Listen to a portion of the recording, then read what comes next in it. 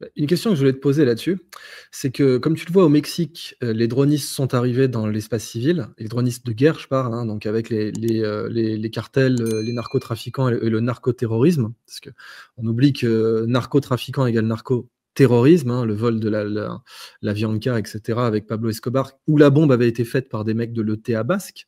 Donc on avait les meilleurs artificiers au monde, quoi. Et en fait, aujourd'hui, la question qu'on doit te poser, c'est, qu'est-ce qui va se passer le jour où tu vas avoir du droniste, en banlieue, du droniste, pour de la manifestation violente. Si demain, je sais pas moi, tu as la DZ Mafia à Marseille qui décide de péter un câble et pas seulement de protéger des points de deal, mais de, s'attaquer directement à l'État, au pouvoir public, aux préfectures, aux comicos, aux commissariats, avec du drone. On est à Ah poil, on ben est d'accord? oui, parce que sur le champ de bataille, ce qu'on a vu par exemple, c'est que tu as des capacités de brouillage des 2 côtés, Ouais, qui sont sans très pour en avancés. reparler, qui sont tellement énormes. Et en fait, les conditions, parce que le drone, en fait, on dit que ça change la guerre. Oui, ça change la guerre, mais en réalité, c'est pas du tout une science exacte. Et l'utilisation pratique des drones sur un terrain de guerre, compte tenu de la densité de drones en vol, des conditions techniques, et cetera, en fait, c'est assez difficile d'utiliser les drones et c'est pas du tout, on est très loin des 100 de réussite. Ça, on pourrait y Ouais. revenir si tu veux. Ouais, Mais oui, volontiers. en fait, ce que nous apprend cette guerre, c'est que, dans des conditions normales, c'est-à-dire, sans zone, bénéficiant d'un brouillage, spécifique et ad hoc, en fait, un apprenti terroriste qui récupère une tête de roquette, RPG, qui comprend comment la fixer et cetera. Bien sûr, c'est bien évidemment, je crois que j'espère les services compétents travaillent sur la problématique. C'est bien évidemment, heu, comment dire? C'est le terrorisme 2.0 quoi. C'est Mmh. évident qu'il est plus facile maintenant d'utiliser un drone, d'ailleurs ne serait-ce que pour, commettre des cambriolages. Et puis Aujourd'hui, tu tu as achètes un vu, drone dans le commerce, ouais. tu vas dans la campagne, les gens repèrent des propriétés et cetera. Tu utilises un drone pour repérer si les gens sont là, parce que le mur d'enceinte, permet pas de voir et cetera. Tu envoies un drone, tu regardes, mais évidemment que ça change bien au-delà de la Mmh. guerre. Ça change le visage du terrorisme, malheureusement peut-être demain, mais aussi de la criminalité, Ouais, du crime organisé. plus On va simple, le oui. dire très clairement, là déjà, ça peut livrer des téléphones par drone dans les prisons. Ça y Mmh, est. OK, et pas que des téléphones. Ça peut livrer des trucs par drone dans les prisons, la nuit, mmh. à la fenêtre et cetera. Donc, des gens qui ont des moyens, qui ont suffisamment de cash disponible, ils peuvent te saturer, les baumettes ou la santé de drones. Aujourd'hui, tu as des tutos, sur internet, tu peux faire du trinitrotoluène, directement, tu vois? Je rappelle que le trinitrotoluène, le TNT, c'était un pigment jaune au départ, hein. Donc c'est pas le truc le plus dur à synthétiser non plus. Et les pouvoirs publics sont complètement aux fraises pour l'instant, vis-à-vis de ce genre de situation. Donc, des gars qui seraient déter et qui voudraient monter sur une préfecture à coups de drone ou sur une prison ou que sais-je, autre symbole du pouvoir ou faire des trucs beaucoup plus graves, saboter des ponts et cetera. En l'état, on n'a tellement pas pris la mesure de ce qui est en train de se passer en Ukraine que demain, allez, je sais pas, tu auras du droniste ukrainien qui sera, désaffecté en quelque sorte, parce que la guerre aura évidemment été perdue. Et ben, il pourra vendre ses services, à du cartel, à des narcoterroristes, dans les Balkans, en Italie, n'importe où. Et si demain tu as des indépendantistes ou des terros ou des groupes de crimes organisés, tu te rappelles des évasions de la prison de Fresnes, en hélicoptère? Bah, si on est capable de faire une évasion de la prison de Fresnes en hélicoptère, crois-moi bien qu'un type qui a envie de payer 15 drones en cash, pour aller, balancer des pains de TNT sur la prison à coups de drone, il peut le faire aussi, quoi. Donc il serait peut-être le temps que les pouvoirs publics français comprennent l'ampleur de cette situation et le changement de paradigme complet auquel on est en train d'assister. Absolument, mais tu vois, cet aspect que tu soulignes, personne n'en parle. Personne n'en parle dans le débat public. Mmh. C'est un aspect qui est totalement occulté. Je pense que soit parce que les gens ont pas compris, soit parce que ça fait peur, mais c'est potentiellement effectivement catastrophique. Parce Mmh. que c'est l'arme du pauvre et que pour 2 000 € tu peux acquérir un très bon drone et finalement l'utilisation, et la mise en service pour des activités criminelles ou terroristes est finalement pas très compliquée, quoi, hein.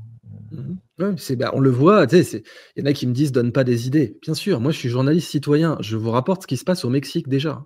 Donc vous inquiétez pas, j'ai rien inventé, hein. Je bosse pas pour le cartel de Sinaloa. Moi je vois ce qui se passe au Mexique, je me renseigne, c'est mon métier et je vois que, bah, dans cette situation, les pouvoirs publics français sont aux fraises, à l'os. S'il y avait des gars mal intentionnés qui voulaient balancer une nuée de drones quelque part, il y a quasiment que dalle.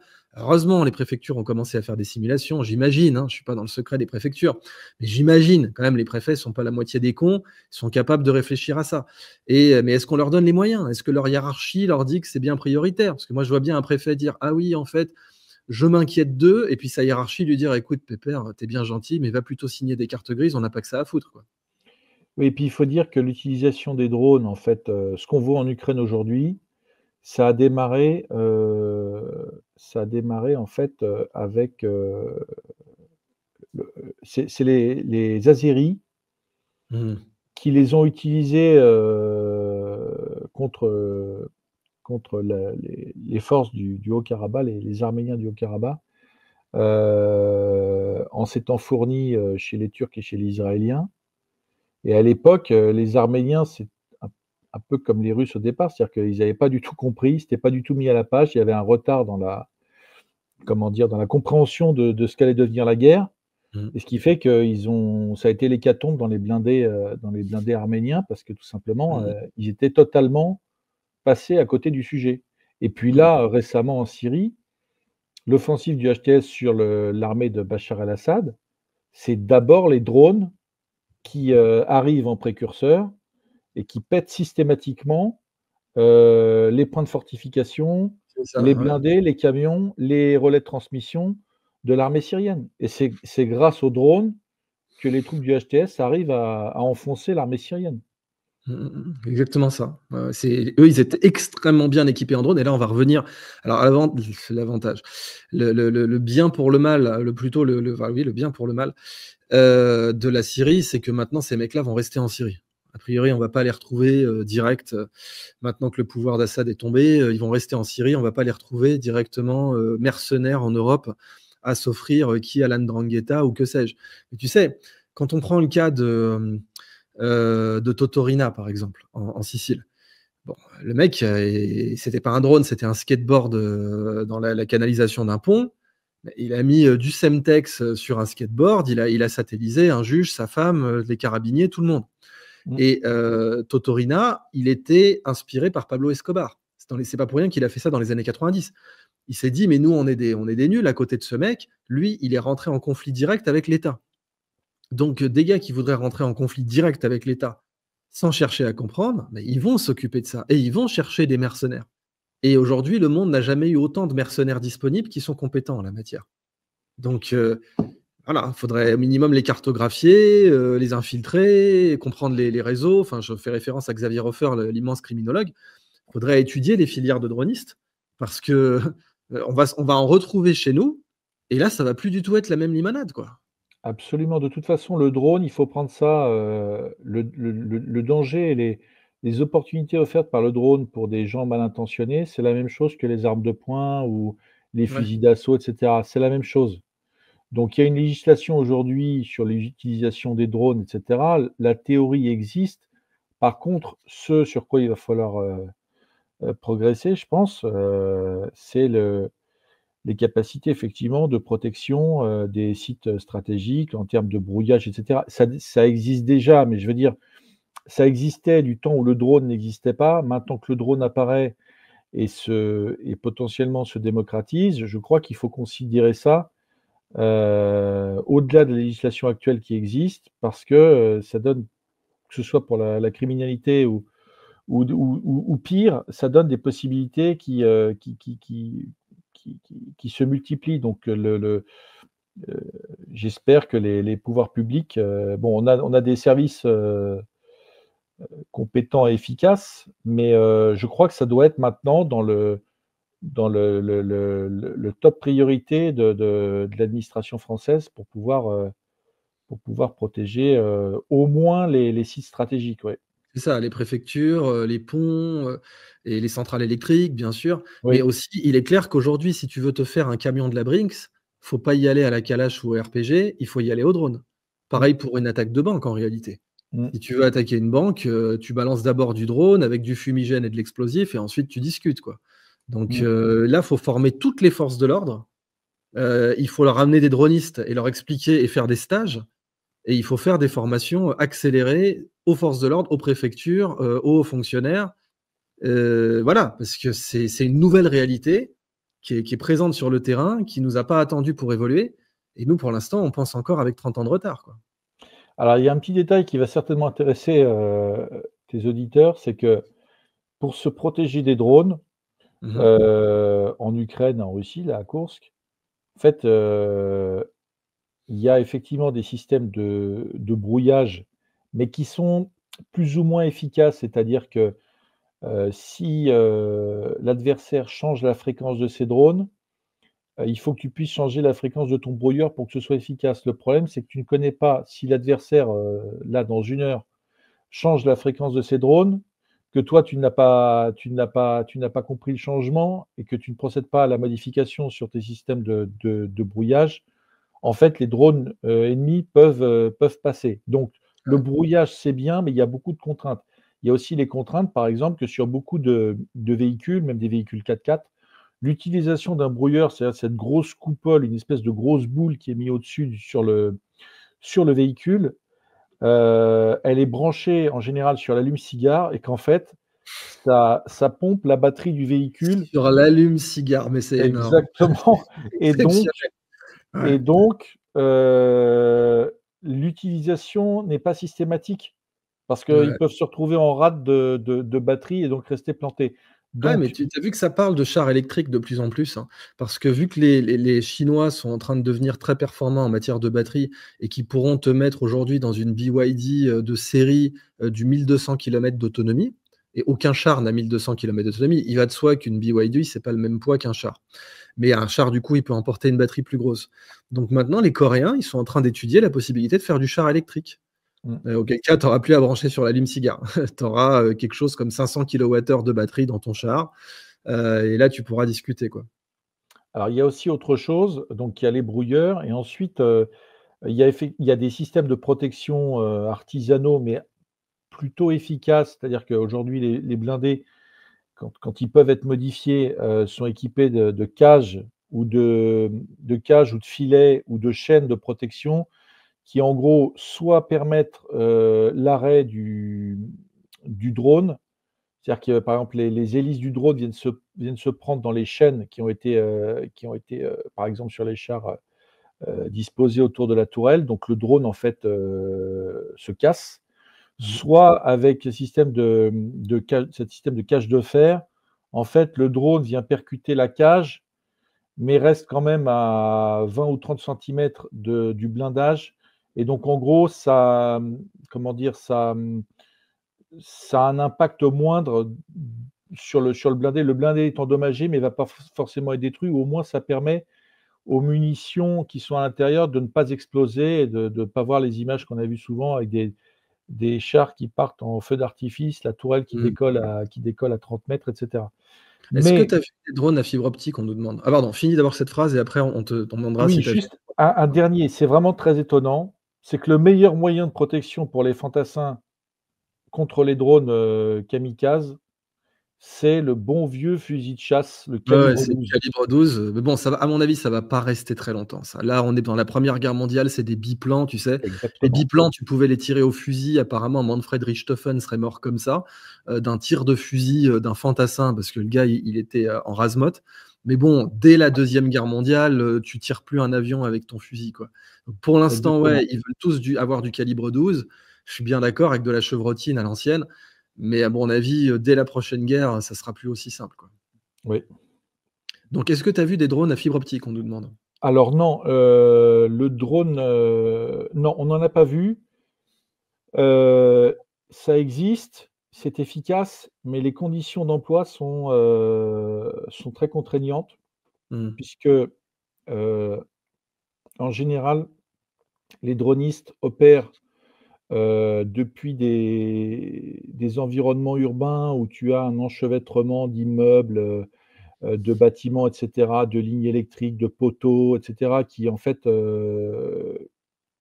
rendent quasiment impossible l'utilisation de ces drones. Ou alors ils opèrent depuis des massifs forestiers, mais qui se situent en fait dans le, comment dirais-je, pour utiliser un drone comme ça, il faut avoir une vue claire sur l'objectif et pas d'obstacle. Ce Hmm. qui, pour la plupart des dronistes, est sur le terrain, là, par exemple à Kursk, mais c'est pareil partout. Tu as des successions de massifs forestiers. C'est quand même compliqué. Donc, je pense que c'est très efficace, mais pour que les conditions permettent son utilisation, ça doit pas être très très courant, quoi. Ça faut vraiment que ce soit, que les conditions soient idéales, que ce soit en ligne droite, sans obstacle, avec une cible qui reste à portée de vue, c'est-à-dire qui partent pas dans un massif ou dans un talweg. Voilà, que Hmm. ce soit en ligne horizontale, à hauteur, que la hauteur reste la même. Voilà, c'est efficace, mais je pense que les conditions sont pas évidentes. Les On conditions nous d'emploi demande sont pas aussi évidentes. si les brouilleurs sont dangereux pour la santé. Je sais qu'on rappelle que le micro-ondes a été inventé parce que lors d'une émission, enfin, quand un navire émettait, un ingénieur militaire s'est rendu compte que sa barre de chocolat avait fondu dans sa poche, Mmh. et ça a donné la base du micro-ondes. Que pendant très longtemps, malheureusement, on laissait les antennes. Je me rappelle quand j'ai fait mon service, on t'expliquait bien de dégager des antennes quand ça allait émettre sur le navire, tu vois, sur le Mmh. bâtiment, on n'était pas con. Mmh. Donc, est-ce que les brouilleurs sont dangereux quand tu es Alors, proche?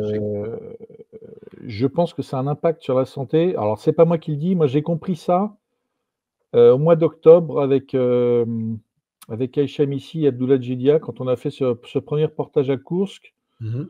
On doit partir avec 2 soldats russes, sur des quads pour, ravitailler, ils partent ravitailler les premières lignes et donc on les accompagne sur les quads et l'un des soldats russes, m'explique comment ça va se passer. C'est-à-dire qu'on va être à découvert et cetera, qu'il y a des FPV, des drones de reconnaissance ukrainiens qui volent tout le temps et donc il me dit: «Voilà, première étape», il fixe une espèce de petit talkie-walkie sur l'arrière de son gilet.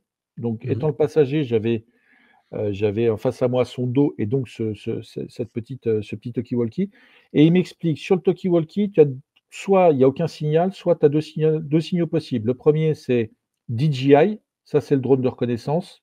Ouais. Si c'est le drone de reconnaissance, tu fais rien. Le deuxième signal possible, c'est FPV et là, FPV, il me montre, tu vois, il y a 5 barres possibles. Si c'est 2 barres, c'est qu'il est à 2 kilomètres, il est assez loin. Si c'est 5 barres, c'est qu'il est juste au-dessus. Il me dit: «Dès que Ouais. tu vois marqué FPV» et là, il me tend un espèce de gros, c'est pas une boule, c'est plutôt c'est une espèce heu, ouais, c'est un espèce de cube en métal avec, des fils qui ressortent, une poignée et un interrupteur. Il me dit: «Dès que tu vois marqué FPV, tu pousses l'interrupteur et tu tends le bras en l'air». Donc sur un quad, à 60 ou 80 km/h, c'est sur les routes, je peux te garantir que c'est une partie de plaisir pour ne pas tomber et il me dit: Mhm. «Donc tu allumes, tu pousses l'interrupteur, tu mets le bras en l'air au-dessus de nous et si le drone, kamikaze, donc FPV arrive, ça va le faire tomber. Mais il me dit: "Tu ne l'allumes que quand tu as le signal FPV"». Et la raison est très simple, c'est que les ondes qui sont envoyées sont tellement puissantes que l'allumer, en dehors du fait d'épuiser la batterie, mais l'allumer sur toute la distance, à parcourir, c'était se prendre des ondes dans le cer enfin des ondes dans le cerveau qui sont pas excellentes. Et Mhm. la 2e chose, c'est, effectivement, c'est quand on est en voiture et qu'il y a des brouilleurs. Bon, en général, les brouilleurs sont allumés que quand tu es pas tout le temps d'ailleurs, quand tu approches des zones de front, il arrive que pour cette raison pour cette, comment dire? Heu, pour la raison que j'exposais précédemment, c'est-à-dire la batterie de la voiture et cetera, les soldats russes l'allument pas tout le temps Mais Mmh. quand il l'allume, c'est pour un délai très court. Tu dois avoir ton casque sur la tête et tu sais que tu vas t'en prendre. Donc oui, tu sais que le Donc ça va brouillard très vite au-dessus est détruire, allumé, quoi. Ouais. ouais, Mmh. tu le sens tout de suite. Ouais. Je pense que le danger, il est lié à l'exposition, récurrente et aux doses. C'est un peu comme la La radioactivité. radioactivité, quoi. Mmh. Ouais, ouais, OK. Bah, puis on en revient au frequency hopping spread spectrum, quoi, hein. Donc, tu te rappelles, c'est mon crush qui a inventé ça, Eddie Lamar, ma femme idéale, qui a inventé ça pour les batteries. Et donc c'était les torpilles américaines qui étaient facilement brouillées par les Allemands, par les nazis. Et donc elle avait inventé avec son pote compositeur le frequency hopping spread spectrum, qui en gros, tu sais, comme au jazz, tu peux changer de gamme, tu peux passer d'une gamme majeure à mineure, comme ça tu peux faire des trucs. Bah, là, en gros, avec un compositeur, elle s'est dit on va inventer une technique de changement de fréquence limite musicale, et ça a donné ça, et ça a donné la première génération du Wi-Fi. Enfin, ça a été utilisé dans la première génération du Wi-Fi. On nous demande si tu as vu les fameux. Alors, je répondrai, merci Mona Prince qui a posé la question, je l'ai gardé pour la fin. Quel intérêt de mettre un peuple slave l'un contre l'autre? Bon, rapidement, je pré-réponds. C'est exactement comme pour la guerre Iran-Irak, hein. Si vous regardez Lord of War, vous avez cette fameuse scène qui explique ça très bien, où Nicolas Cage dit, voilà, parle à un vendeur d'armes qui est plus senior que lui, et lui dit: «Vous savez, moi, je me contente pas de vendre des armes, je prends parti». Et Nicolas Cage lui dit: «Oui, mais dans la guerre Iran-Irak, vous avez vendu des armes aux 2 camps». Et le vendeur d'armes lui répond: «Et ça ne vous a pas effleuré l'esprit que je souhaitais un match nul?» Donc, détruire un pays contre un autre pays, c'est littéralement ce qu'ont fait les Américains avec la guerre Iran-Irak. Ils ont armé l'Irak, dont ils n'avaient rien à foutre. Vous l'avez bien vu, puisqu'ils ont pendu Saddam Hussein ensuite, ils ont envahi l'Irak. Donc, ils ont armé l'Irak, puis, et ce qui était leur allié, hein, puisqu'ils l'armaient, pour attaquer l'Iran. Ça a été de l'horreur, avec de l'utilisation d'armes chimiques, etc., qu'ils ont bien sûr reproché à Saddam Hussein. C'était le grand chef d'accusation, l'utilisation d'armes chimiques pour son exécution aux États-Unis. C'était leur allié, mais ils l'ont buté, parce qu'eux, en fait, ce qu'ils voulaient, c'était dégommer à la fois des Arabes et des Perses dans la zone et faire le ménage. Donc, géopolitiquement, dégommer des Slaves dans la zone, une des zones qui est aussi stratégique, il y a tout un tas de gens que ça intéresse, et qui sont assez malins pour faire croire aux Ukrainiens que c'est leurs amis, alors qu'aujourd'hui, quand on voit le nombre de morts, on voit bien que l'État profond américain et Blinken et compagnie et les néocons, c'est pas du tout les amis de l'Ukraine. Et je pense que l'Ukrainien de base l'a compris, d'où le taux de désertion aussi élevé. Mais en effet, les proches de Zelensky l'ont pas forcément compris encore, qu'ils sont complètement en train de se faire manipuler. Et quand ils se réveilleront, la gueule de bois va être très compliquée. Donc on nous demande, Charles, si tu as vu aussi ces fameux soldats nord-coréens dont tout le monde parle, mais que personne n'a jamais vu. Alors, on a vu beaucoup d'étrangers, Mhm. des Nicaraguayens, des Colombiens, des Chinois, des Sri Lankais, Mhm. quelques nationalités européennes et on a vu un Nord-coréen. Un. C'est On énervant. a vu un On peut tous voler Nord-coréen un, qui après tu as oui, peut-être mal vu, mais voilà, ça commence qui à faire une différence, quoi. oui, qui était spécialiste. Alors, si tu veux, la Nord-Corée, avec Régis, et Aïcha, on connaît un peu dans la guerre, Russie-Ukraine puisque, en septembre 2023, on a eu un petit de temps en temps, omerta, un scoop mondial. On a été le seul média étranger à pouvoir, filmer les fameux obus nord-coréens Ah oui, les qui fameux, avaient ouais. été livrés, à Wagner, Ont une audience différente, c'est ça. ouais et que les Russes nous ont sorti, c'est du 155. Ouais. Les Russes, à un moment, Régis, demande: «Mais alors les obus nord-coréens, comment ça se passe?» Et là, le chef de la batterie d'artillerie nous dit: «Bah oui, bah, on en a» et il ordonne à un de ses soldats d'aller en chercher. Le type revient 5 minutes après et là, on voit la tête, nord-coréenne qui est noire, c'est du métal noir, Mmh. avec, la charge, Oui, parce qu'ils et ont pas qui de nous chrome, ils étaient en déficit de chrome, les Coréens. Ouais, c'est un petit détail ouais comme ça. et qui nous explique que, le canon est russe, mais que, la tête et la charge doivent être, nord-coréennes parce que tu ne peux pas en réalité, si tu prends une tête russe avec une charge nord-coréenne, il y a de grandes chances que ça ne fonctionne pas. Voilà, donc Ouais. ça, c'était sous la caméra d'Omerta, de Régis et d'Aïcha On a été les seuls à ramener la preuve vivante de la fourniture de ces obus. Non, là, je crois que les Nord-Coréens, ils sont sur place. Bon, il n'y a pas vraiment de raison de contester. Les Nord-Coréens fournissent des obus et des moyens techniques, donc il n'y a pas de raison qu'ils fournissent pas d'hommes. Ce qui pour moi est plus douteux, c'est les rapports que font l'armée ukrainienne, mainstream français, de l'utilisation et de l'état des troupes nord-coréennes. Alors pour une raison qui est assez simple et qui d'ailleurs date d'il y a déjà 2-3 ans, enfin du début de la guerre quasiment, c'est-à-dire que les médias nous expliquent que depuis 3 ans, les Russes ont 1000 pertes par jour. Ouais, voilà, évidemment, ça commence à faire beaucoup. Euh, alors la source, soit c'est l'armée ukrainienne, soit c'est le renseignement britannique. Oui, voilà, Mais qui est tout à fait objectif.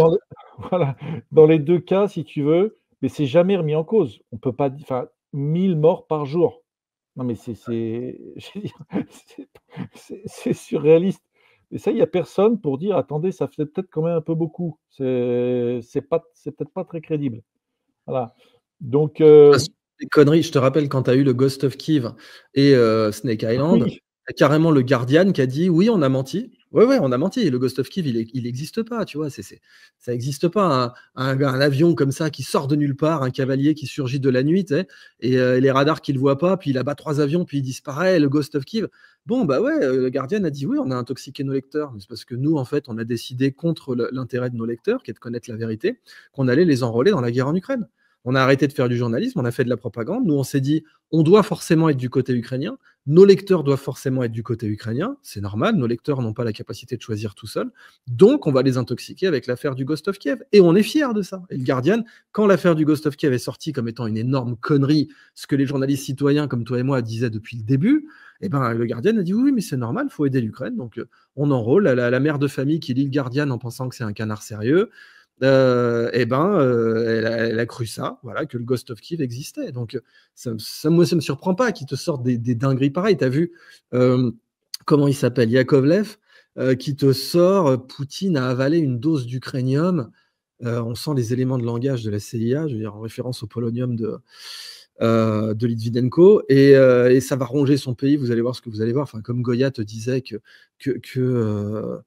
Wagner allait prendre Moscou. Enfin, les mecs, ils sont azimutés, ils sont cinglés, tu sais, tu le vois, mais ils essaient de recruter le peuple dans leur cinglerie. C'est ça la différence, en effet. oui, en plus, il y a une difficulté quand tu parles des Nord-Coréens, qu'il y ait des pertes nord-coréennes, à partir du moment où ils sont engagés sur le front, c'est normal. Enfin, Oui. qui peut faire croire qu'on engage 10 000 hommes et qu'il y aura pas de pertes? À partir du Mmh. moment où les types sont mis en première ligne dans les unités d'assaut, évidemment qu'il y a des pertes. Bon, mais simplement, là où c'est difficile et là où il y a une ambiguïté et les Ukrainiens, les Britanniques savent très, très bien jouer avec les ambiguïtés, ça, Mmh. ils ont vraiment un talent pour ça, c'est que dans les troupes qui sont sous uniforme russe et les Nord-Coréens sont sous uniforme russe, je rappelle que si les Nord-Coréens sont employés, c'est sur le territoire russe, c'est pas sur le territoire ukrainien, c'est dans la région Ah de oui, en Kursk. logistique, tu vas pas les envoyer au Heu front, c'est la base.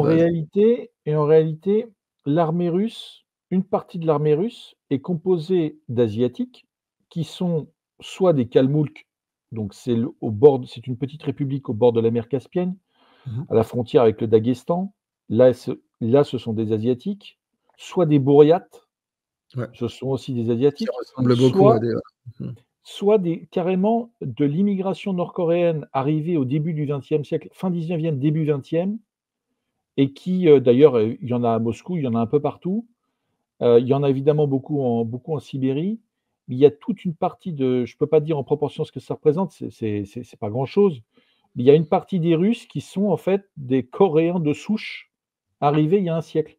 Oui, Donc c'est quand ça. tu vois des Asiatiques sur des vidéos qui prennent un drone et cetera, tu ne peux pas savoir si ce sont des Nord-Co enfin si tu as un raisonnement honnête et que tu affirmes quelque chose sur la base de preuves et que ton raisonnement tient la route, en réalité, tu ne peux pas savoir si c'est un Nord-Coréen que tu as sur la Bah, bien vidéo sûr. ou un Kalmoulk ou un Bouriate ou un Coréen russe. C'est pas Ouais. possible. Ouais. Tiens, vite fait, j'en profite. On nous demande 152, pas 155. Non, 152 mm, c'est le calibre OTAN. 155, c'est le calibre pacte de Varsovie. Voilà, c'est le genre d'information qui vous servira à rien dans la vie. Mais on en profite, puisque vous avez posé la question. Bon, alors je crois que malheureusement Régis ne pourra pas nous rejoindre. On va passer aux questions. Désolé, je l'ai annoncé, mais il a dû être retenu puisqu'il arrive du merdier. Donc désolé de vous l'avoir annoncé et qu'il ne soit pas dans cette vidéo. C'est les aléas du direct. Il y a des vidéos qui disent oui, que les soldats ukrainiens ont tiré sur un couple âgé en pleine nuit, choquant. J'ai pas vu ces vidéos-là en particulier, mais des crimes de guerre ont été commis, ça c'est certain. Oui, ça, malheureusement, on le découvre pas ici. Vous avez un très valeureux reporter français qui était venu au départ pour aider l'Ukraine et qui a rapporté des crimes de guerre très très précis avec tir dans le genou des officiers capturés russes. Et voilà, bon, c'est malheureusement, il y a eu des crimes de guerre en effet commis. De toute façon, regardez ce qui s'est passé.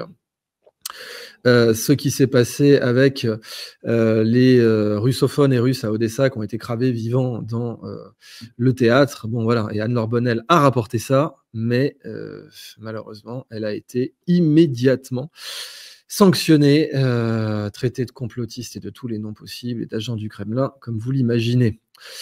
Bon, j'espère vraiment que Régis pourra venir même un quart d'heure, ça serait cool, mais sinon, il reviendra pour une autre émission. De quoi tu veux qu'on parle avant de passer aux questions, Charles, s'il reste des choses? Ah oui, juste un truc dont je voulais parler, que j'avais oublié. C'est une information qui est apparue sur X et qui est tout à fait symptomatique. Les Russes avaient offert des BE, je ne sais plus quelle marque c'est, tu sais, BE 200, des avions transporteurs d'eau à la Californie. Parce que les incendies, les Russes, ils en ont plein. C'est les plus grosses réserves de bois au monde, hein. Notamment en Yakoutie, on parlait des Yakoutes, donc cette région de la Sibérie, qui a de très très nombreux feux, puis des feux là, on n'est même pas sur le feu de Los Angeles, on est sur des trucs beaucoup plus gros, hein. Ça peut vous faire un quart de la superficie de la France, hein. C'est des trucs incroyables. Donc les BE 200 avaient été déployés en Israël, Espagne, France, Turquie et Indonésie. Donc c'est de l'avion agnostique sur le plan religieux et ça peut donc transporter 3200 gallons de flotte, 12 000 litres, donc 12 mètres cubes, et peut bien sûr, comme les Canadair, enfin les lacs, être mid-flight, remplir d'eau. Et les Russes en avaient proposé à la Californie, qui est bien avant, c'est pas juste maintenant, tu vois. Bien avant bien avant les événements. Et bon, bah voilà, la Californie a refusé. Bon, c'est quand même une information choquante, quoi. Mais Californie, État démocrate. Oui, oui, bah, bien sûr, de toute façon, à un moment donné, si tu veux, quand tu mènes une guerre idéologique et que ton adversaire, pas seulement, en fait, représente des intérêts contraires, mais représente tout ce que tu détestes, tout ce que tu haïs, et ben, effectivement, tu as des décisions irrationnelles, voilà, qui conduisent à des catastrophes, en partie, ouais. Ouais, mais bon, tu vois, enfin, c'est pas rapporté par les médias, il faut aller sur X pour en parler. Ouais. X que, bien entendu, ils veulent interdire pour cette raison, parce que ça leur permet ça leur fait perdre le contrôle du narratif et ça, c'est inacceptable. Bon, bah, écoute, je te propose de passer aux questions, sauf s'il y avait donc encore d'autres éléments qu'on devait voir. Dans les mines de lithium, on en a parlé, la désertion d'Anne de Kiev, on en a parlé. Voilà, donc même d'après deepstatemap.live, je vous rappelle qu'on est sur du 412 km² maintenant. C'est absolument ridicule. Donc pour le saillant de Souja, bien sûr. Cependant que Kupiansk est en voie de rupture de ses chaînes logistiques. Pareil pour Pokrovsk, qui a déjà perdu ses chaînes logistiques. Et voilà, puis ça continue à avancer. Regardez les cartes. Toujours, vous ne laissez pas avoir par les conneries que vont dire LCI. Allez sur deepstatemap.live. C'est directement des pro-ukrainiens qui font ces cartes. Et même d'un point de vue pro-ukrainien, ça pue du fion. Alors, quel groupe militaire ou d'intervention possède les meilleures capacités technologiques selon toi, toutes catégories confondues? Je sais pas, tu sais, comment ça s'appelle cette unité, le Vimpel, bataillon Alpha, je sais plus. Ouais, ça c'est alors côté russe, ça c'est des unités antiterroristes, donc qui Ouais. sont très peu utilisées sur le théâtre. Ils les gardent plutôt pour, tu sais, ce qu'on a vu au Crocus City, voilà, ils se méfient beaucoup parce qu'ils ont l'Ukraine, mais ils ont aussi, je dirais tous les radicaux, les fondamentalistes, qui peuvent mener des actions terroristes. Donc ça, c'est des unités qui sont préservées. Non, moi, je dirais que alors, il y a des secteurs, si tu veux, compte tenu des contraintes, les Ukrainiens dans le secteur de l'aviation, évidemment, les Russes ont largement l'avantage. Ensuite, on le disait sur l'artillerie de moyenne portée, de précision, peut-on dire, là, effectivement, les Ukrainiens ont un avantage qualitatif, mais pas quantitatif, puisque, en fait, ça permet pas de. Tu te souviens, au début de la guerre, on disait oui, les HIMARS sont arrivés, ça y est, la logistique russe est détruite, etc. En fait, il y a eu très beaux coups réalisés par les HIMARS au début, ça a forcé les Russes, ça a contraint les Russes à réorganiser comment dire, leur chaîne logistique et la manière dont ils allaient approvisionner les troupes et dont ils organisaient et géraient leur stock. Mais en réalité, ça n'a pas renversé c'est pas quelques dizaines de canons César ou d'HIMARS Ouais, bien sûr, qui puis ont les changé le RC, cours de la guerre. parlons-en des AMX-10 RC, c'est pas du tout fait pour ça. Dans la fameuse offensive de 2022, 2023, 2022, je sais plus, ils les avaient envoyés contre les fortifications russes. C'est pas du tout fait pour prendre des fortifications. Les AMX-10 RC, c'est un engin de reconnaissance et Alors, de contre-guérilla.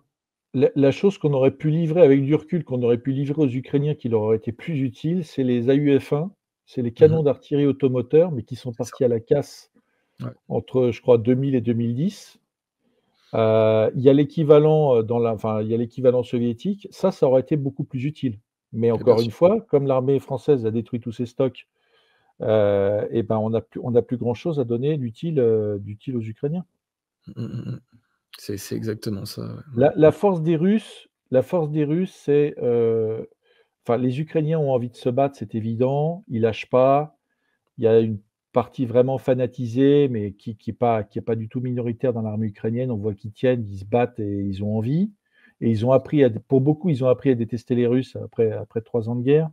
Mmh. Mais globalement, ce qui leur manque quand même, c'est le bon vieux matériel soviétique, Rustique. qui est rustique, qui est facile et qui avec, par exemple, tu sais, pour l'artillerie, on parle de ces canons, mais quand tu prends un canon, soviétique, quel que soit le calibre d'ailleurs, mais que tu ajoutes le drone en appui pour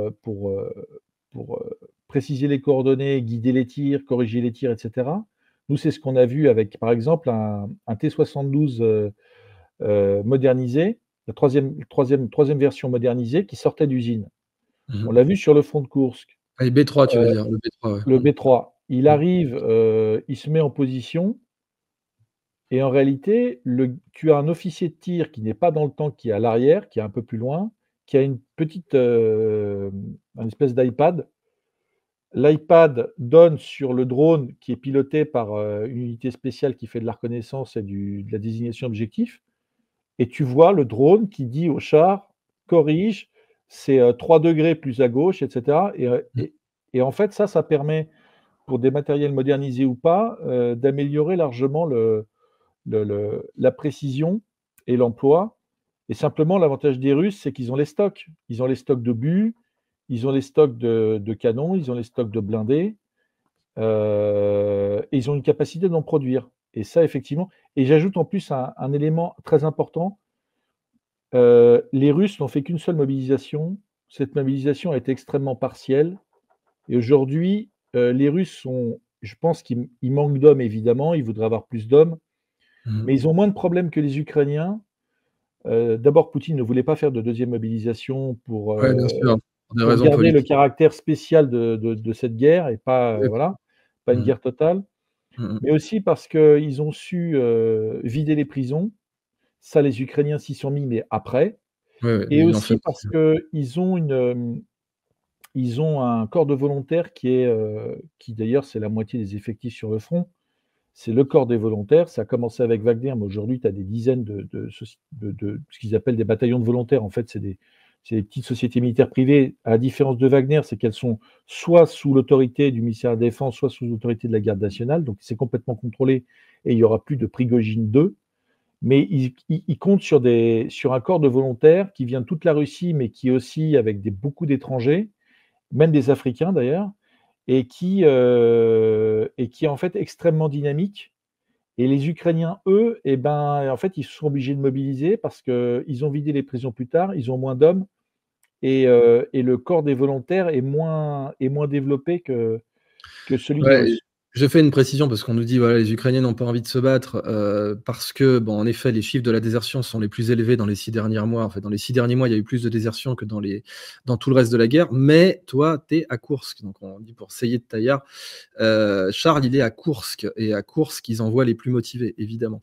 Alors, ils ont envoyé quelques gruots, hein, et ça a été malheureusement des massacres. Mais à Koursk, ils envoient ce qu'ils ont de mieux. Hein, enfin, à Souja, pas à Koursk, évidemment. Mais dans le saillant de Souja, ils envoient ce qu'ils ont de mieux. Sean nous disait aussi les Hadis Warthog auraient pu servir. Bah, en fait, non, pas du tout, parce que d'abord, le Hadis, il est complètement surestimé. C'est grosso modo, ça reste une merde. Hein. D'ailleurs, quand on regarde le Close Air Support, c'est de la com le Hadis, hein, mais les stats du soutien aérien, c'est sans appel. Hein. Même les F-15 qui sont pas faits pour ça, je crois que c'est le modèle E, je sais plus. Les F-15 qui sont des avions de supériorité aérienne qui sont pas faits pour l'appui au sol, ont plus fait de missions d'appui au sol dans la dernière guerre d'Irak que le A-10. Donc, en fait, le A-10, il sert à que dalle. En plus, il vole très lentement. Il se fait détroncher radar, mais direct, quoi. C'est même pas. Bon. Donc, non, ils auraient servi à que dalle. Puis le A-10, si tu contrôles pas, enfin, le A-10, c'est vraiment la politique américaine, c'est-à-dire qu'il faut contrôler le ciel. Hein. Tu déploies pas un A-10 si tu contrôles pas, tu n'as pas une supériorité aérienne totale. Or, avec les S-400 russes, la supériorité aérienne, c'est pas tellement gagné. Donc, non, c'est malheureusement, enfin, ou heureusement, parce que ça aurait. Le problème du A-10 aussi, c'est que ça aurait balancé plein d'uranium appauvri sur toute la zone. Donc, des enfants ukrainiens qui seraient nés avec des déformations, c'est ça qui se serait passé, quoi. Déjà que tout leur territoire est miné maintenant, que les Ukrainiens ont miné dans tous les sens. Voilà, bon, c'est malheureusement une situation très, très compliquée. Alors, je passe au reste des questions. Donc ça c'est bon, on a répondu que le groupe militaire. Donc la question de Mona Le Prince, quel serait l'intérêt d'une force externe de faire s'entretuer les frères Slav? Je pense qu'on a essentiellement répondu. Est-ce que les Russes peuvent couper l'accès à la mer Noire des Ukrainiens en prenant Odessa? Ça prendra encore énormément de temps. C'est un énorme morceau, Odessa. Mais là, il n'y a rien aujourd'hui qui les retient d'aller plus loin, mais ils n'ont pas traversé le Dniepr, pardon, je dis Dnipro parce que j'ai vécu en Ukraine, mais ils n'ont pas traversé le Dniepr depuis 2 ans maintenant. C'est toi qui sais mieux, Charles. Oui, en fait, le seul endroit où ils l'ont traversé, on y est d'ailleurs allé avec Régis, c'est Kherson, donc c'est sur le bord de la mer Noire. Ils ont poussé un peu au-delà, mais en fait, ils se sont jusqu'à Kherson, c'était relativement simple. Il y a eu des combats intenses, mais c'était relativement simple. Mais au-delà de Kherson, ils sont tombés sur un obstacle de taille, c'est Mykolaiv. Mykolaiv, c'est la ville qui est entre Kherson et Odessa, en fait, qui verrouille l'accès à Odessa. Et là, les Russes n'avaient pas assez de ressources pour pouvoir pousser plus avant, donc ils ont dû s'arrêter. Mais Odessa, comme tu dis, je suis d'accord, hein, c'est un très gros morceau. Et je ne crois pas que ce soit dans les. Aujourd'hui, la priorité des Russes, c'est en numéro un, c'est de détruire l'armée ukrainienne où qu'elle se trouve. C'est ça. C'est vraiment de mettre l'armée ukrainienne à genoux, de tuer les meilleures troupes, d'éliminer les meilleures troupes, d'éliminer les matériels, etc. Ça compte plus d'ailleurs que les avancées territoriales. Les avancées territoriales, elles sont importantes, mais en fait, quand tu regardes la manière dont les choses se passent, tu vois que, d'ailleurs, de l'autre côté, c'est un peu ça aussi. C'est vraiment de cibler, détruire, faire mal, détruire les chars, char après char, blindé après blindé. Ça, c'est la priorité. Ensuite, tu as des objectifs, tu disais Prokrovsk, oui, c'est le lithium, il y a des, voilà, il y a des objectifs de gains territoriaux qui sont importants côté russe aussi. Mhm. Et ce qu'on disait sur le saillant de Kursk, moi, enfin, moi, j'y crois à ça. C'est-à-dire que les Russes pourraient pousser beaucoup plus fort. Moi, Ah oui, on a c'est vu clair. des Ouais. unités qui étaient sur le front de course là, il y a très récemment, qui ont Mhm. été renvoyées dans le Donbass. Les Russes auraient pu les laisser, hein, il n'y avait pas de Mhm. problème. Mais elles ont été renvoyées dans le Donbass. Donc tu sens bien que les Russes, ils réduisent Kursk, mais ils ne sont pas super pressés d'en finir à Kursk. Je pense Ouais. que c'est le prétexte pour dire à Trump, écoute, Continuer la guerre, voilà. peut pas arrêter tant qu'ils détiennent du territoire russe. Donc il y a un Exactement. côté, il y a un côté, même les Russes sont contents que les Ukrainiens détiennent un bout de leur territoire pour qu'eux puissent continuer à pousser. On nous demandait combien de pourcentage du territoire ukrainien. Bah écoutez, si on compte la Crimée comme territoire ukrainien, eh bien là vous êtes sur du 30% maintenant. Donc vous avez un tiers de l'Ukraine qui est entre les mains des Russes et que l'Ukraine ne reverra jamais. Il faut être très très clair. Même Zelensky qui disait oui oui on veut tout récupérer, même Zelensky dit c'est bon, va falloir faire des concessions. Enfin, il a lancé l'idée. Et en fait, pour aussi ajouter à la réponse sur la question sur Odessa, pour que les Russes puissent prendre Odessa, il faut que l'État ukrainien soit effondré. Voilà. Il faut qu'il y ait eu un effondrement propre et net de l'État ukrainien, que le régalien ukrainien n'existe plus, quoi. Bon, pour l'instant, c'est pas le cas. Et en un sens, tant mieux, hein, parce que bon, voilà, encore une fois, j'ai vécu en Ukraine, j'aime beaucoup le peuple ukrainien, c'est abominable ce qui lui arrive, et il est évidemment pour la majorité incapable de se rendre compte que Washington lui a fait un scénario à l'irakienne, comme d'hab, et qu'encore une fois, quand ils vont se réveiller, ça va être trop tard. Donc oui, voilà, Gilles Duchot qui nous dit « Kursk est un aspirateur pour détruire du matériel et des hommes », c'est exactement ça. Et malheureusement, ce jeu de dupes continue, sauf que détruire du matériel, et on est obligé de le mettre sur le même plan que des hommes, mais on sait très bien que c'est pas la même chose. Un homme, ça a un cœur qui bat, ça a des enfants, ça a une mère. Quand on voit le truc, voilà. Bon, t'as Mona qui nous demande en effet Serviteur du peuple, cette série, on peut revoir sur Netflix, hein, sur Amazon Prime, je crois plutôt. Donc oui, en effet, hein, c'était, comment il s'appelle, Kolomoïski, si je ne me gourre pas, qui a été dégagé d'ailleurs. Hein, Zelensky a fini par l'écarter. L'oligarque mafieux, c'est Oui. Dnipropetrovsk. Hein. Voilà, donc Kolomoïski qui a fait monter Zelensky avec une série qui s'appelait Serviteur du peuple. Il n'avait plus qu'à faire un parti qui porte le même nom que la série, Serviteur du peuple. Et la fiction a inspiré la réalité. C'était un plan de com. C'était un plan de com. C'est exactement comme avec Trump où il y avait... ils se sont inspirés du modèle Trump. Trump, c'était organique, c'était grassroots, mais il fait The Apprentice, là, et puis ensuite, il fait de la politique. Bah, là, c'était pareil, sauf que là, c'était chimique, c'était artificiel. Alors, je continue sur les questions. On parle de brigade, mais jamais de division. Est-ce que les corps d'armée ont changé? Très bonne question, Lopez Hervé. Parce que oui, en effet, le fonctionnement divisionnaire avec les drones, c'est fini. C'était déjà fini avant, hein, mais là, avec les drones, c'est terminé, quoi. Est-ce que tu veux nous en dire plus, Charles? Alors, chaque brigade a une unité de dronistes, une ou plusieurs unités de dronistes qui travaillent. Alors, les dronistes, en fait, ils bénéficient d'un régime un peu spécial, d'un régime de faveur. C'est-à-dire que... Pizza, Red Bull, ils peuvent se Alors, lever voilà, tard. exactement, c'est ce que disait Régis. C'est-à-dire que nous, l'unité qu'on suit, en général, tu as beaucoup de jeunes qui étaient des geeks, qui, quand ils pilotent pas le drone, ils sont allongés sur leur lit à jouer à Call of Duty, si tu veux. Ils commandent des pizzas et ils se couchent à 4 heures du matin. Mais par contre, comment dire, en fait, ils sont considérés comme des geeks et des petits génies. Ouais. C'est-à-dire qu'ils partent en mission, ils Respectés par savent... les darons, c'est ça qui est impressionnant. Les Exactement. darons les respectent, ouais. Donc ils partent en mission. En général, ça dure 3-4 heures parce que le temps d'arriver sur place. Il faut savoir que la première, par exemple, si on rentre un peu dans le détail, si ça intéresse les auditeurs, la première chose à faire, c'est comment dire, de fixer une antenne qui va permettre d'avoir un bon signal, d'avoir une bonne, comment dire, une distance maximale au drone. Donc il faut fixer l'antenne, il faut préparer les drones. Les drones n'arrivent jamais montés puisque une secousse dans le 4x4, etc., tu peux abîmer une hélice, etc. Donc le drone arrive quasiment en pièces détachées et il faut monter hélice par hélice, etc. Ensuite, il faut préparer la charge, il faut fixer la charge, il faut envoyer le drone de reconnaissance, il faut s'assurer que tout est bon et ensuite, il faut passer à la manipulation, à l'envoi, au pilotage du drone kamikaze. Donc, c'est des missions de 3-4 heures. Il faut savoir aussi que les dronistes je disais, ils sont extrêmement dépendants des conditions météorologiques. Il faut s'imaginer que quand on était avec cette unité de dronistes, sur 4 drones kamikazes envoyés, il n'y en a que 2 qui ont atteint les cibles. Ouais. Et pourquoi? C'est parce que les 2 premiers, ce jour-là, on était sur une espèce de pluie un peu neigeuse. Il faisait froid, il y avait du vent. Et les 2 premiers drones kamikazes, le DJI de reconnaissance a fonctionné parfaitement.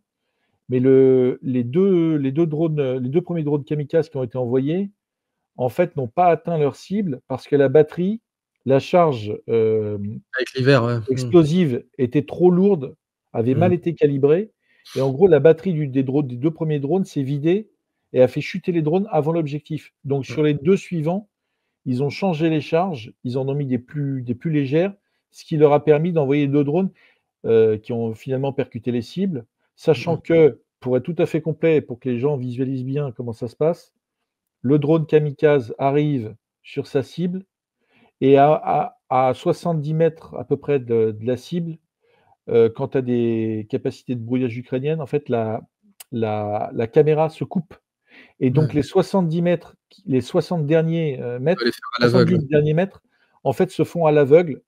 Et tu peux piloter à l'aveugle quand tu as, en fait, quand tu as positionné correctement ton drone et que tu sais que en trajectoire quasiment verticale, descendante, tu es certain de pouvoir de toucher la cible Impacté, sans visuel.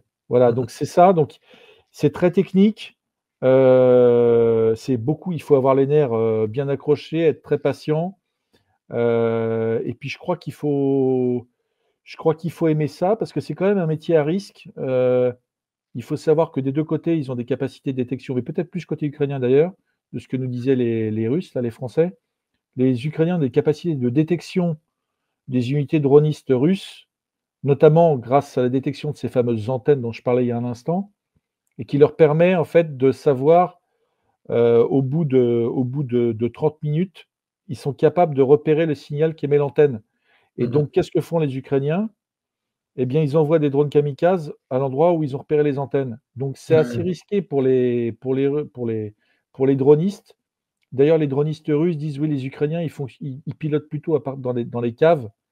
Et nous, on prend plus de risques, on va dans les forêts. D'ailleurs, j'étais avec eux, on était dans une forêt, à la lisière d'une forêt. Il y avait un champ de vent et les lignes ukrainiennes après. Donc, ils ne sont pas en première ligne dans les tranchées, mais par contre, la guerre que se livrent les unités de dronistes, de toute façon, c'était ça même pendant la Première Guerre mondiale, les unités de dronistes et les contre-dronistes, en fait, c'est une guerre sans merci et c'est hyper intéressant à suivre. Absolument. D'ailleurs, on nous pose une question, en effet. Est-ce que les drones peuvent potentiellement être opérés depuis l'étranger? Alors, ça dépend ce que vous appelez l'étranger. Si la frontière est à 10 km, oui.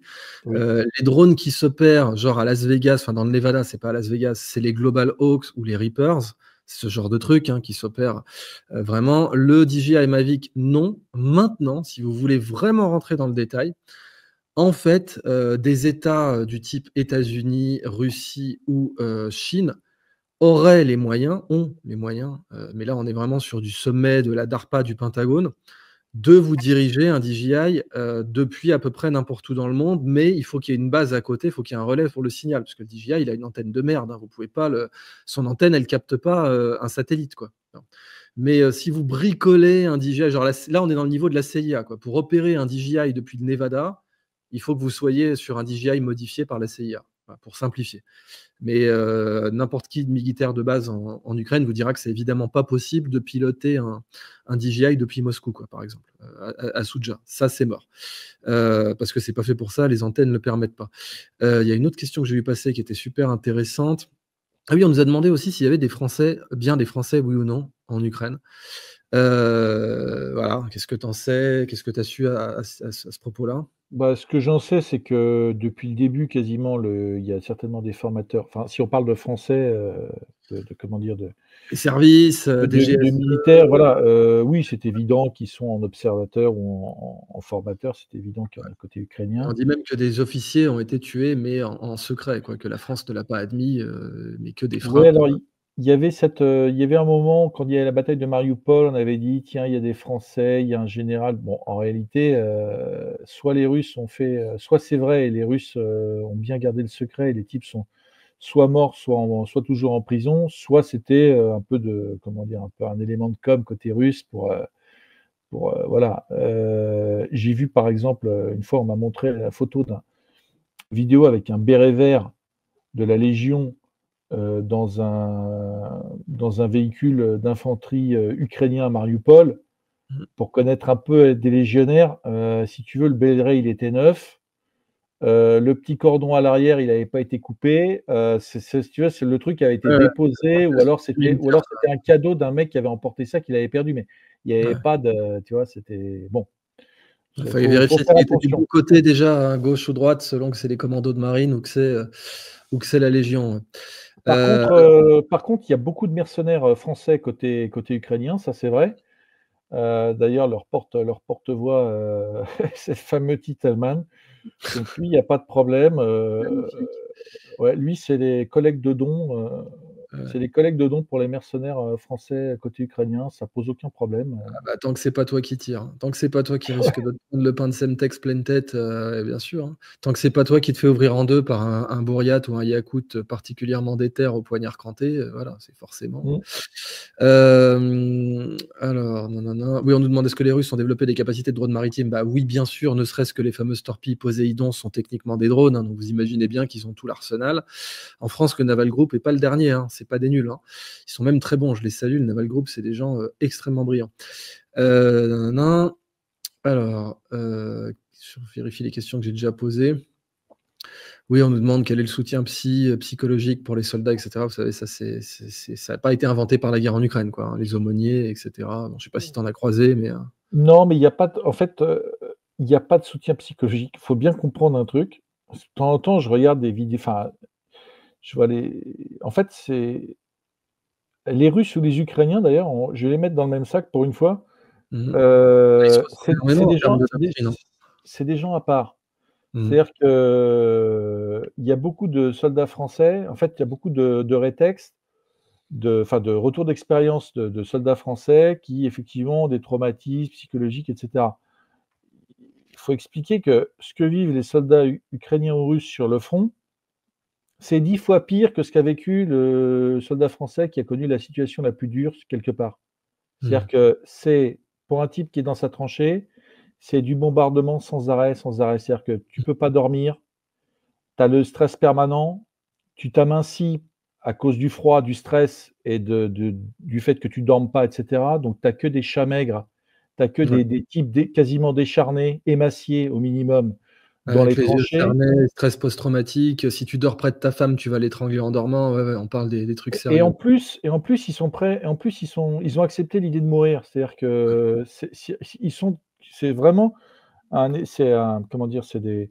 C'est un état d'esprit ou des conditions qui en fait ont transformé l'homme. Mais il faut dire qu'aussi qu'étant restés traditionnels, les 2, enfin des 2 côtés, il y a des types traumatisés et cetera évidemment, mais dans les types qu'on a vus, on en a vu beaucoup, des dizaines voire des centaines, qui ont été, certains avaient perdu on les a vus dans des hôpitaux, ils avaient perdu leurs mains, ils avaient s'étaient pris un il y en a un jour qui nous dit: «Oui», je lui dis: «Comment tu as perdu ton bras?» Il me dit: «Bah, un matin, il y a un char ukrainien qui nous a dit bonjour». Mmh. Et le type plaisante, si tu veux. Donc je veux pas dire qu'il dort bien et que tout se passe bien pour lui, mais ils ont une capacité de résistance psychologique, mentale qui est 10 fois supérieure Ah mais la aux résilience slave, occidentaux. ouais, ouais, la Rien à résilience voir. slave, c'est bah, voilà, les mecs qui ont fait Stalingrad, c'est les descendants des types qui ont résisté aux Mongols et aux nazis, si tu veux. Donc là, il y a voilà, Oui, puis on si est tu veux, la plupart d'entre eux étaient pas en boîte de nuit le samedi soir ou en fait, la plupart d'entre eux, le week-end, ils étaient dans les dachas, à couper du bois, à construire leur maison, tu vois? Aller égorger le mouton. C'est des comment dire? C'est les Français des années 50. Donc ouais, les ouais, c'est Français ça. des années 50, ils pouvaient endurer un peu plus de choses que ce que peut endurer aujourd'hui le une bonne partie de la population, mâle, On nous demande, bon, si tu avais entendu parler, bien sûr, des enrôlements de force, tu sais, les mecs qui sont jetés dans les camions. Bon, on en a beaucoup parlé avant, donc je pense que c'est pas la peine de le reprendre. Mais oui, ça continue à ramasser les gens. Alors, il y en a qui se font faire des faux papiers militaires. Il y en a l'idéal, le nec plus ultra pour 5 000 $, c'est de dire que vous êtes déployé à une affectation administrative à la con. Comme ça, vos papiers sont en règle et puis on vous fait pas chier. Mais voilà, oui, ça continue à rafler des gens. Les tu sais, rafles quotidiennes. je pense que sur ce côté-là, je pense qu'une partie d'entre eux d'ailleurs sont pas forcément faut pas s'imaginer que ils sont pro-russes. Mmh. Simplement quand tu sais que, heu, la plus grande probabilité est que tu meurs, Parce que Bah oui. simplement, la Rien. disproportion des forces est telle que, en fait, ton pays ne peut pas gagner la guerre. Bah, évidemment, tu as moins de motivation à y aller que si tu sais que tu peux gagner, quoi. Mmh mh, mmh. Et l'inverse est vrai, quoi, tu vois? Mmh mh, mmh. Bah, on nous demande aussi, pourquoi la Russie a mis autant de temps? Bah oui, parce que cette guerre a changé complètement de nature. Au début, les Russes voulaient faire une Afghane, changer le gouvernement, boum, Oui, on envoie les paras, les VDV, on met un coup de pression au gouvernement, puis on signe, quoi. C'est ce qu'ils avaient fait en oui, Afghanistan en première phase et ils auraient dû retenir la leçon d'Afghanistan, qui est quand la CIA s'en mêle, ça se termine pas comme ça et maintenant c'est devenu une guerre à mort. C'est devenu, on va f et puis les Américains de leur côté le disent, hein, jusqu'au dernier Ukrainien, hein. Donc, oui, et à partir du moment où vous êtes parti jusqu'au dernier Ukrainien, ça peut durer 6, 8, 10 ans, comme la guerre Iran-Irak, qui a pas duré 10 ans, mais qui a duré beaucoup. Donc voilà, c'est puis la guerre Iran-Irak, elle était d'un niveau d'intensité quand même très supérieur. Il y avait pas les drones, il y avait des concentrations de troupes, il y avait de l'arme chimique, c'était quand même un cran au-dessus. Donc oui, c'est pour ça qu'elle a duré aussi longtemps, c'est que c'est le comme disait Victor Hugo: «Le combat changea d'âme», quoi. Est-ce que tu as ton point de vue aussi? oui, oui, absolument, j'ai pas grand-chose à rajouter là-dessus. Mmh. Heu, Alors je c'est une guerre hors norme, c'est une guerre hors norme, et comme tu l'as dit à propos des drones d'ailleurs, on n'a pas fini de voir comment dire? D'en tirer des enseignements, c'est mmh mh. sûr. Ta ta. Bon, ça te remercie beaucoup, hein, dans les commentaires. Merci à Hem, vous. nin nin. Ouais, alors j'ai pas suivi, mais Hubert Bonisseur de la Batte, le fidèle de l'émission, qui en plus vient de la plus belle région de France, nous dit que vous avez interviewé Michel Cotta. J'ai pas fait gaffe. Oui, Ouais, OK, c'est cool. Il dit: «Voilà, c'est bien parce que ça veut dire que, voilà, maintenant, le comment dire? Le rideau de fer entre médias mainstream et médias alternatifs est complètement» vous l'aviez déjà bien brisé, hein, vous aviez interviewé, Klarsfeld et cetera, même Fillon, hein, vous avez dès votre premier numéro si je me gourre pas, enfin, ou un des premiers. Donc c'est bien de voilà, bah, il y d'étirer a le muscle. oui, c'est vrai que, en fait, tu sais, pour avoir un peu notamment sur le sujet de l'Ukraine, en fait, vraiment en fait, je pense que LCI est vraiment la chaîne qui est la plus radicale et Ah ouais, c'est chaud, la plus ouais. propagandiste, qui soit, parce qu'ils ont vidé les plateaux. Je parle de Ouais, moi, on s'en fout. Il y avait certains officiers généraux qui pouvaient émettre un petit peu enfin, qui restaient dans l'analyse. Là, il en reste, je vais pas citer leur nom, ça leur créerait des problèmes. Il en reste, 1, peut-être 2, mais ouais, ouais, journaliste encore, quoi. le reste, on est vraiment, quand je disais tout à l'heure, ils reprennent les chiffres, du renseignement britannique pour les pertes russes. Bah oui, qui En sont fait, c'est de la propagande, comment hein, est-ce que, quand on fait de l'analyse, qu'on est un expert, qu'on est sérieux, c'est-à-dire qu'on n'est pas dans l'émotion et dans la prise de parti, on peut reprendre sans regard critique les chiffres du renseignement britannique, dont on sait qu'ils sont des chiffres de propagande pour monter des opérations de communication contre les Russes. C'est mmh. pas possible. Donc Mmh mh. soit les types sont des crétins, soit les types sont des malhonnêtes et des menteurs. C'est Alors ça. LCI, c'est vraiment la concentration, des hystériques blondes, émigrées en Je France, sens la ou balle alors perdue pour la des Poésie, là. crétins et des menteurs. Voilà. À la Poésie qui nous a dit que Stéphane Bandera n'était pas nazi, hein. C'était voilà, c'était il a pas fait Oh, exprès. elle dit tellement de choses, Allah, tu sais? Ouais, ouais, non mais elle, c'est festival, c'est assez magnifique. Bon, je regarde, nanana, on parle du terminal gazier, tu en as déjà parlé. Non, bah, on a fait le tour. Je vérifie les toutes dernières questions. Est-ce que la Russie va reconnaître les titres de propriété de BlackRock sur les territoires qu'ils vont récupérer? Bah, la réponse est non. Ça, c'est simple. Voilà, de la tu sais, les Russes quand même, Zelensky vient encore de proposer de récupérer leurs avoirs gelés. Pour l'instant, c'était les intérêts qui avaient été confisqués. Maintenant, c'est leurs avoirs. Donc l'Union européenne va faire fuir tous les capitaux, hein, une des raisons aussi pour lesquelles les Chinois se barrent, parce qu'ils voient très bien qu'on peut confisquer. Vous savez, ça a fait réfléchir les Chinois, hein, qui avaient beaucoup investi en France, trop selon moi. Eh bien, ils se sont dit, voilà, si nous, les marxistes chinois, on respecte plus le droit de propriété que l'Occident libre, machin, faut peut-être se casser. Donc c'est à double tranchant quand on confisque les avoirs russes. Et là, Alors, clairement, les Russes vont pas se gêner, quoi. Ouais, je t'en prie. sur BlackRock, je te conseille, le travail, de Gérald Dautier, qui est un financier qui est parfaitement russophone et qui a travaillé justement sur sur l'implication sur le deal, les accords passés entre BlackRock et Zelensky et les implications que ça a sur les ressources économiques, mais aussi sur la démographie ukrainienne. Si tu, je te conseille vraiment, je conseille vraiment de vous intéresser à ce qu'il fait parce que c'est capital pour comprendre en fait l'après-guerre en Ukraine. Et c'est clairement catastrophique pour les Ukrainiens. Hein. Ah oui, non, mais ils se sont fait ratiboiser. On nous demande si tu, penses, si tu crois à une offensive sur la Transnistrie. C'était une hypothèse très sérieuse qui avait été notamment, analysée par Alexandre Robert. On le salue, la chaîne History Legend, Welcome to the Headquarters. Il nous avait dit, lui, il avait vu venir l'offensive de Souja, donc bravo à lui. Bon, voilà, il y a des gros dépôts d'armes en Transnistrie, en effet, mais ça obligerait à envahir un pays souverain qui est techniquement allié à l'Ukraine. Est-ce que tu as Absolument. une opinion là-dessus?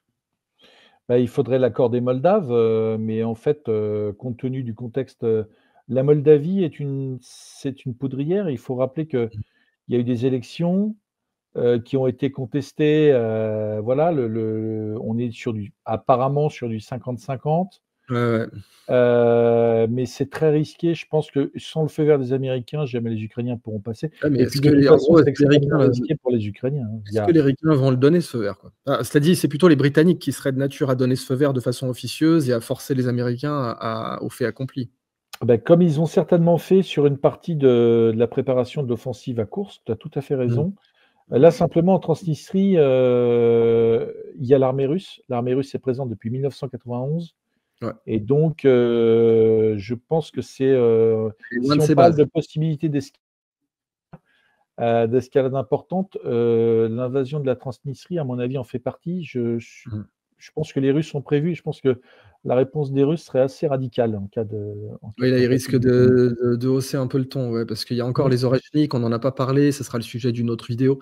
Mais bon, les Orechniki, c'est pas là, ça rigole plus du Oui. tout, hein. Ils ont ouais et c'était un niveau d'escalade très important, donc je pense que là mais après ça pourrait être justement une façon de pousser les Russes à l'escalade, parce que je vois pas comment les Russes pourraient ne pas, traverser le Dniepr si jamais les Ukrainiens attaquaient la Transnistrie, du coup. Parce que là, ils seraient Oui, bien obligés de faire quelque puis je chose. pense que les Russes ont un œil sur cette frontière et ils font attention je pense qu'ils font attention au regroupement de forces, de troupes, de blindés, et cetera, et qu'ils ne laisseraient pas de manière préventive de toute façon. Ils Mmh. agiraient, au moindre signal de préparation. Je pense qu'ils enverraient ce qu'il faut pour briser, toute tentative. Mmh mh. Ouais, je vais prendre une toute dernière question. Est-ce que les Américains peuvent faire pression, sur ceux qui veulent interdire X sur les réseaux? La réponse est oui. Breton est comme d'hab en train de vous enfumer. Il a 0 carte en main. Regardez Fabrice Epélouin qui explique ça très bien. D'ailleurs, il est en train de se faire, se prendre des coups de pression d'incompétents comme Huchon, sur le service public parce qu'il dit la vérité. Oui, Musk, il a toutes les cartes en main. Trump, il a toutes les cartes en main. Demain, il colle 100 de droits de douane sur les vins et spiritueux du groupe LVMH et je peux vous garantir que le lendemain, Breton arrête ses conneries, qui est exécuteur testamentaire de Bernard Arnault, accessoirement et que voilà, le Breton, il peut aller discuter. Ça fait oublier qu'il a coulé Bull, Atos, France Télécom, et cetera. Mais voilà, c'est on va pas commencer à comparer un vieil apparatchik sur le retour comme Breton à un génie absolu comme Elon Musk, quoi. Tu veux qu'on prenne une dernière question pour toi, Charles, ou bon, Si tu ou tu veux. veux commencer ça? Donc, non, non. Alors, non, non, non. Bah, c'est surtout des remerciements, tu vois? «Bonjour, un grand merci pour votre travail. En Moldavie, les élections semblent avoir été volées. You don't say. Agriculture ukrainienne au détriment de l'agriculture française, oui, et merci à Pierre-Guillaume Mercadal, le PGM, de nous en avoir parlé. D'ailleurs, j'espère que tu vas le recevoir chez Omerta, hein, Pierre-Guillaume Mercadal, un mec exceptionnel. Pourquoi Donald Trump a-t-il proposé à Vladimir Poutine l'intégration de l'Ukraine sous 10 ans dans l'OTAN en sachant que Moscou ne l'accepterait pas? Prenons ça comme dernière question. Heu, je pense que enfin, c'est difficile de répondre à cette question parce on sait pas bien en fait, ce qu'a réellement proposé Trump à Poutine, s'il a commencé à Ouais, proposer quelque chose, je suis personne d'accord. ne le sait. Parce que Mmh. Trump n'est pas Emmanuel Macron. Quand Trump discute avec Poutine au téléphone, il y a pas des journalistes, comme Davé et l'Homme, si ma mémoire est bonne, qui enregistrent parce qu'Emmanuel Mmh. Macron a mis le téléphone sur haut-parleur et donc la conversation ne sortira jamais, Ouais. ne sera jamais parce que tout simplement, Trump est quelqu'un de sérieux et comment dire, il a une parole et il sait se tenir, il sait se comporter. Ce qui n'est pas le cas d'Emmanuel Macron. Donc, c'est très difficile. Je crois que Trump ne peut. La position idéale pour les Américains, c'est qu'il n'y ait ni une victoire russe ni une victoire ukrainienne aux yeux du monde, mais que chez eux, les Russes puissent dire qu'ils ont gagné et que les C'est Ukrainiens ça. puissent dire en Ukraine qu'ils ont gagné. C'est ça. Ouais. Je pense que Trump a compris ce truc-là.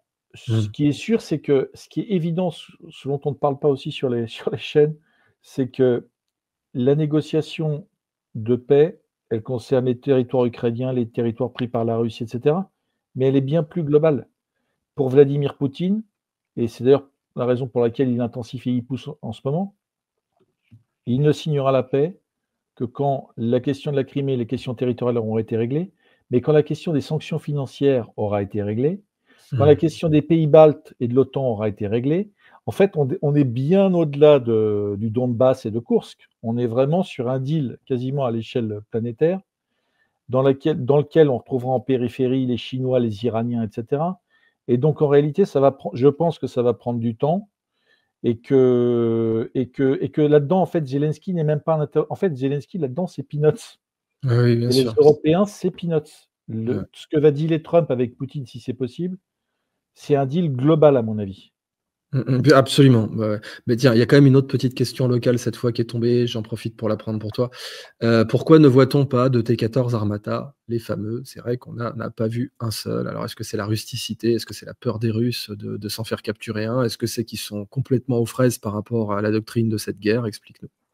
Alors moi, je pense que effectivement, il y aura un impact psychologique s'il y a des armatas détruits, comme d'ailleurs, il y a un impact psychologique quand on a vu, tu te souviens, tu en as parlé, les premiers Léopard 1, Léopard 2 détruits, les chars Abrams, les Challenger, les Bradley, etc. Tout ça, quand c'est détruit, c'est un impact.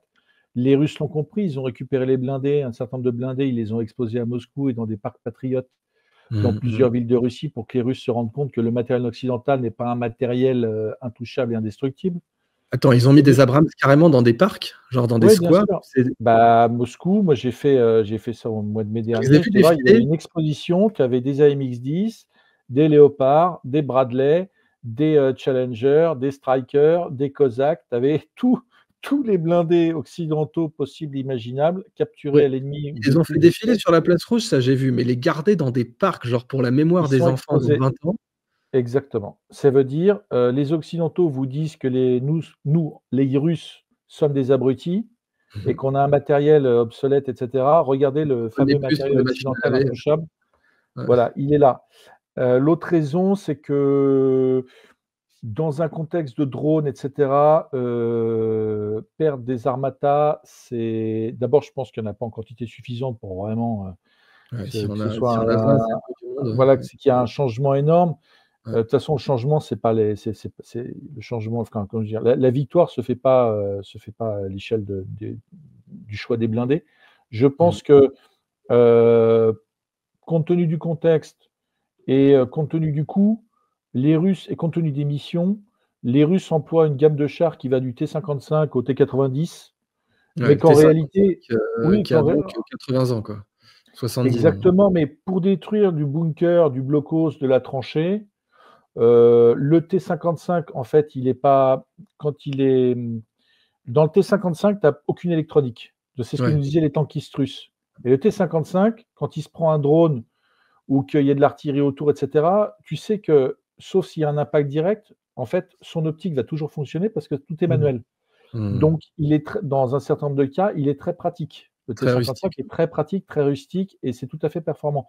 Et en plus, c'est ce que les généraux de plateau ont du mal à comprendre, c'est que les Russes, ils font avec, ce qu'ils ont et leur force, c'est l'arsenal, c'est des matériels qui fonctionnent par tous les temps, des chars Ouais. qui sont beaucoup plus légers que les chars occidentaux et donc pendant la Rasputitsa, pendant les pluies, bah, les chars russes, parfois ça s'embourbe évidemment, Mmh. mais les chars russes, ils sont beaucoup plus manœuvrables et ils passent quasiment partout, là où des léopards qui sont des chars de plus de 50 tonnes et ben, vont s'enliser et sont en fait des boulets, quoi.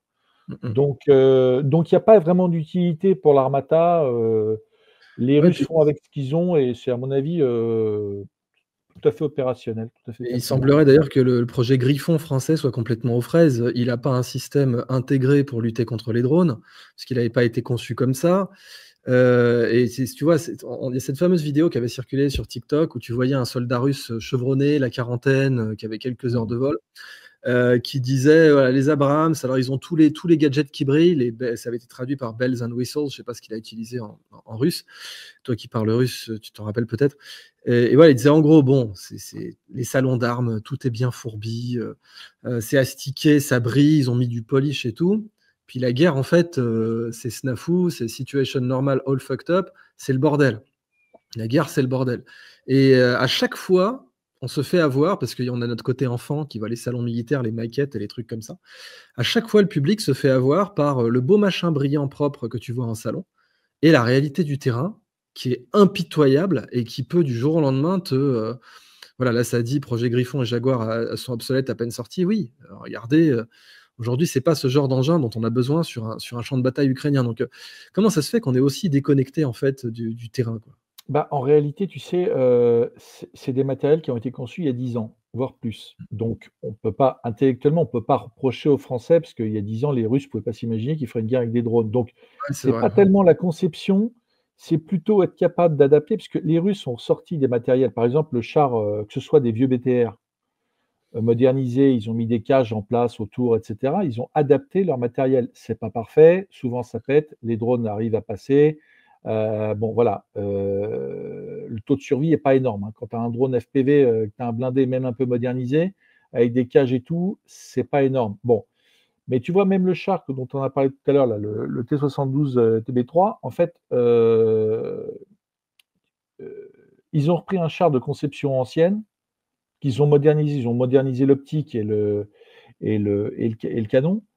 Mais en fait, ils ont surtout autour mis tout un dispositif de protection qui est plus ou moins efficace, et c'est en réalité, c'est ça que devraient faire les Français, c'est être capable d'adapter puisqu'on peut pas le temps de recréer des matériels, c'est encore 5 ou 10 ans et donc ce serait plutôt l'enjeu, il est plutôt de pouvoir les adapter, de pouvoir les moderniser, notamment à cette menace de drone et ça effectivement, bon je pense que les Français sont enfin je veux dire, l'armée française est une bonne armée, on a de bons officiers, on a de très bons ingénieurs. Tu parlais tout à l'heure De la des DGA. Ouais. ingénieurs de l'armement, de la DGA et cetera. On a des gens qui sont excellents, qui vra mais l'enjeu aujourd'hui, il est là. C'est d'ailleurs en Afrique, pas tellement pour parler d'une situation où on serait en guerre avec la Russie, mais simplement dans des opérations extérieures où les types en face qui peuvent être des terroristes, tu le rappelais tout à l'heure, peuvent utiliser des drones et là effectivement, il faut être capable de s'adapter rapidement. L'enjeu, il est là. Ok, bah écoute, je pense qu'on a bien fait le tour. Merci beaucoup. Bon, désolé, je vous prie d'excuser dans le chat l'absence de Régis, mais c'est les aléas du direct, puis c'est ça le journalisme de terrain. On n'est pas forcément sûr d'être disponible. Quoi qu'il en soit, j'en profite pour dire, parce que je voulais le mentionner quand Régis serait là, qu'il vient de sortir un livre. Alors rappelle-moi son titre, parce que je ne l'ai plus en tête, si tu l'as toi aussi. Alors ce livre, c'est sur le diable, en fait, il s'intéresse, si tu veux, aux figures des grands dictateurs et il explique comment, enfin, il le fera mieux que moi, mais il explique comment du point de vue des occidentaux, eh bien, ils ont été personnifiés comme le diable. Donc il revient sur la figure de Bachar el-Assad, évidemment, celle de Mouammar Kadhafi, de Vladimir Poutine, un certain nombre de grandes figures, de ce qui est considéré par une partie du monde occidental comme l'axe du mal. Ok, donc bah, voilà, rappelle-moi la maison d'édition, c'est celle de Jacques Beau, si je me gourre pas. Oui, attends là j'ai un trou, je suis Moi aussi, fatigué, j'ai un truc. Mm. je pense qu'il faudra le mettre en description, mais je l'ai Voilà, plus là. maison d'édition très connue, hein, donc, où Jacques Beau a publié ses livres. Mettez-le nous en commentaire, je pense que vous l'avez vous-même. Voilà, donc Régis a, alors c'est Max Milo, voilà, chez Max Max Milo, Milo. ouais. Et donc, donc Régis Le Sommier, qui est le diable, l'autre ou l'Occident? Voilà. Chez Max Milo. Donc ça, c'est son nouveau bouquin qui sortira le 16 janvier 2025. Donc Et j'en je vous le... profite pour ajouter que le dernier documentaire de Régis, dans lequel je l'ai accompagné, consacré à cette unité de dronistes français du côté des Russes, sera disponible dans 8 jours sur Alors, l'application c'est bien mobile Omerta. Normandie-Yémen. C'est bien Normandie-Niemen, du coup? Exactement, sera Alors, je me suis disponible, gouré, je leur fais mes excuses parce qu'on m'avait dit que c'était du côté ukrainien qui se battait et je trouvais ça scandaleux que le non, pas nom du de tout. Normandie-Niemen. Donc je leur fais mes excuses, publiquement, j'ai été mal informé. On m'avait sorti que Normandie-Niemen, c'était, c'est donc je me dis: «Mais c'est choquant, comment c'est possible?» Non, donc ils se battent bien côté russe. Donc c'était bien le nom, bien sûr, de des volontaires qui s'étaient battus côté russe pendant la Deuxième Guerre mondiale. Exactement et j'invite, tous nos auditeurs à télécharger l'application Omerta, c'est gratuit sur, Ouais, Apple Store ou Google Play ou absolument, sur c'est le site gratuit, internet c'est et ils très pourront bon média. retrouver le reportage dans 8 jours, exclusif avec des types qui n'ont jamais parlé à personne Ouais, et on les voit vraiment dans leur quotidien. On a le off, le on, le front, la vie dans leur base, les états d'âme, le café et cetera. Enfin vraiment c'est une immersion, totale et exclusive, avec eux. on nous demande une dernière fois quel était l'ouvrage que tu avais cité pour BlackRock et l'agriculture ukrainienne et cetera? Alors ça, ça s'appelle Gérald Dautier. C'est pas encore un ouvrage, c'est quelqu'un que tu pourras inviter sur ta chaîne. Il est capable d'en parler, de répondre à toutes les questions. Il a vraiment fait un travail extrêmement fouillé. Je pense que ça débouchera sur un ouvrage. Pour l'instant, il va surtout, je pense, passer sur internet pour l'expliquer. Il viendra sur notre chaîne YouTube, mais si tu veux le recevoir, je te donnerai les coordonnées. C'est extrêmement intéressant. Impec. Eh ben, Charles, il me reste plus qu'à te remercier, à te souhaiter bon vent et bonne mer, même si tu es dans une mer de terre qu'est la Russie, à te Merci remercier pour Idriss. ton excellent travail et bien entendu, conformément à la tradition immémorielle qui date à peu près de Lascaux et de la grotte Cosquer de cette émission, à te laisser le mot de la fin. Eh ben, une nouvelle fois, merci de m'avoir invité. C'est toujours un plaisir. Avec toi, on n'est pas dans le flou et dans l'abstrait. On est toujours sur des questions concrètes que peu explique. Parfois, c'est technique, mais je pense que ça intéresse aussi nos auditeurs parfois d'entrer sur des choses hyper concrètes, sur de l'armement, toutes les questions que tu maîtrises très bien. Là, sur la question des drones. Voilà, on est vraiment sur du concret, sur du factuel. Après, les gens se font leur idée, mais notre rôle, et toi, tu as été précurseur dans le domaine, c'est vraiment d'apporter un éclairage et une analyse sur des questions qui paraissent quasiment inabordables, mais quand on n'en a pas la compréhension, en fait, on peut difficilement se faire une analyse raisonnable et pragmatique de situations complexes. Donc voilà, donc toujours avec plaisir. Un grand merci Idriss de m'avoir invité et je salue tous nos auditeurs et je les remercie.